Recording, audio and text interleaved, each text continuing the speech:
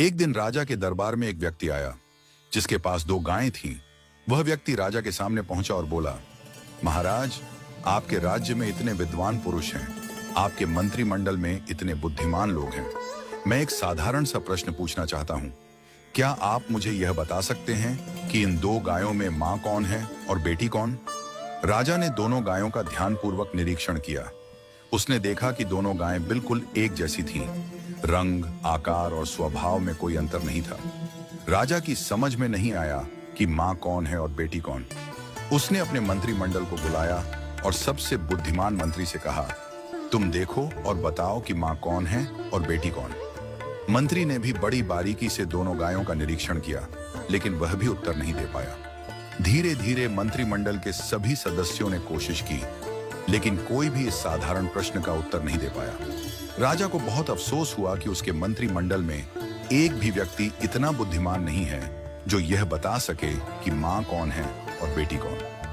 जब सबसे बुद्धिमान मंत्री अपने घर पहुंचा तो वह बहुत चिंतित था। उसकी पत्नी ने पूछा, आज आप इतने परेशान क्यों हैं? क्या हुआ? मंत्री ने कहा, आज राजसभा में एक व्यक्ति दो गायें लेकर आया था और पूछा कि इनमें मां कौन है और बेटी कौन। हम सबने देखा, लेकिन दोनों गायें एक जैसी दिखाई दी। कोई भी यह साधारण सा उत्तर नहीं दे पाया। मंत्री की पत्नी मुस्कुराई और बोली, कल मुझे भी राजसभा में ले चलिए, मैं इस प्रश्न का उत्तर देने की कोशिश करूंगी। अगले दिन जब राजसभा पुनः लगी, मंत्री ने राजा से अपनी पत्नी को सभा में लाने की अनुमति मांगी।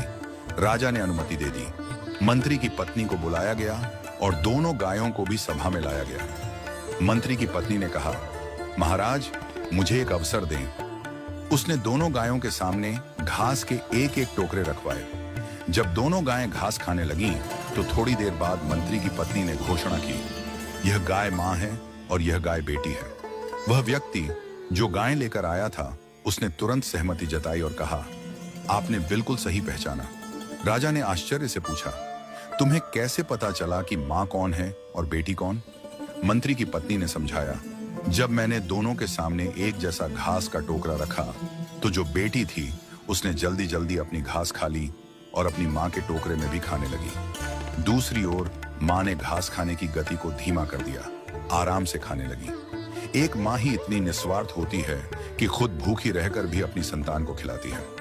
इस कहानी का संदेश बहुत गहरा है। जैसे एक मां निस्वार्थ प्रेम करती है और अपनी संतान की भलाई के लिए खुद को त्याग देती है, वैसे ही ईश्वर भी हमें बिना किसी अपेक्षा के सब कुछ देता है। हम सब ईश्वर की संतान हैं और उसने हमें यह सुंदर सृष्टि निस्वार्थ प्रेम से दी है।